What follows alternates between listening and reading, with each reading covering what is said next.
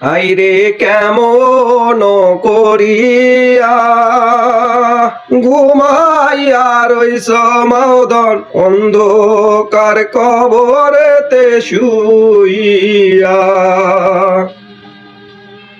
আইরে কেমন করিয়া ঘুমাইয়া রইস বাবধন অন্ধকার কবরেতে শুইয়া।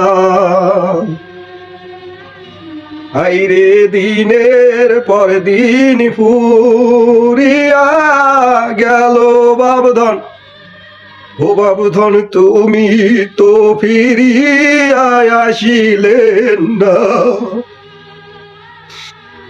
আইরে দিনের পর দিন ফুরিয়া গেল বাবধন, ও বাবধন তুমি তো ফিরিয়া আসিলেন না। আইরে কেমন করিয়া ঘুমাইয়া রইস বাবধন অন্ধকার কবরেতে শুইয়া। একটা বট গাছ, এটাই সত্য। বাবার আমলে বাবা যতটা সিদ্ধান্ত নিয়েছেন, একটা সিদ্ধান্ত ফ্যামিলিতে ভুল ছিল না। আর বাবা মারা যাওয়ার পরে, চলে যাওয়ার পরে যেই ডাল ধরি সেই ডাল ভাঙিয়ে পড়বে। সিদ্ধান্ত নিলে ভুল হয়। বাপটা 5 পাস হতে পারে, 10 মিনিট চিন্তা করে যেই কথাটা বলছে, মাস্টার্স পাস ছেলের মাথায় ছেড়ে দেয়।